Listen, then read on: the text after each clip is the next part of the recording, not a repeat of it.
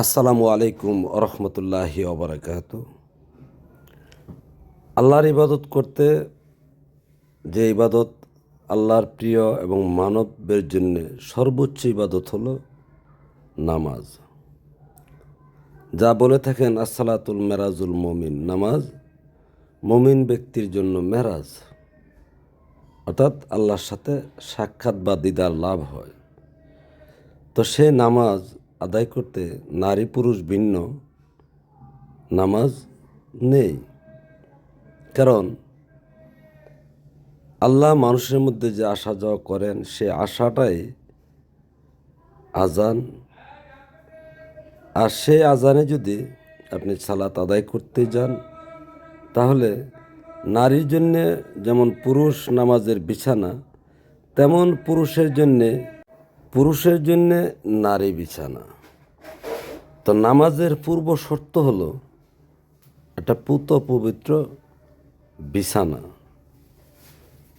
তাও চিন্তা যদি বুঝতে যান তো ইব্রাহিম আলাইহিস সালাম ইসমাইল আলাইহিস সালামকে বনবাসে দিয়েছিলেন, আর সেখানে গিয়ে ইসমাইল আলাইহিস সালাম নিজে নিজে বিয়ে করেছিলেন।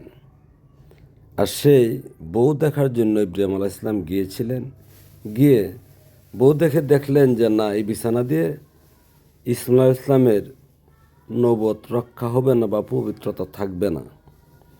তাই ওই বউয়ের কাছে বলে আসছিলেন,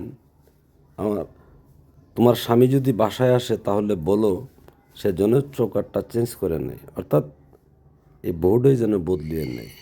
তো ঠিকই বউ যখন খবরটা বলছিলেন সাথে সাথে কিন্তু বউকে সে পরিত্যাগ করেছিলেন।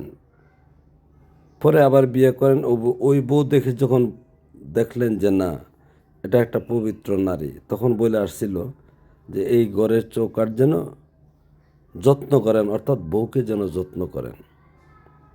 তো পৃথিবীতে যত মহামানব মহামনীষী আছেন বা ছিলেন বা চলমান আছেন, তাদের এখানে গিয়ে দেখবেন ওনার একজন সঙ্গী অর্থাৎ স্ত্রী বা নারী যে আছেন তিনি একজন পবিত্র নারী বা পবিত্র বিছানা।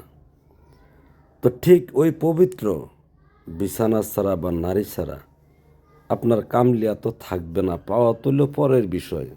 যতটুকু সৃষ্টি থেকে আল্লাহ প্রদত্ত আপনি পেয়েছেন, বরং ওইটা ধ্বংস হওয়ার সম্ভাবনা বেশি।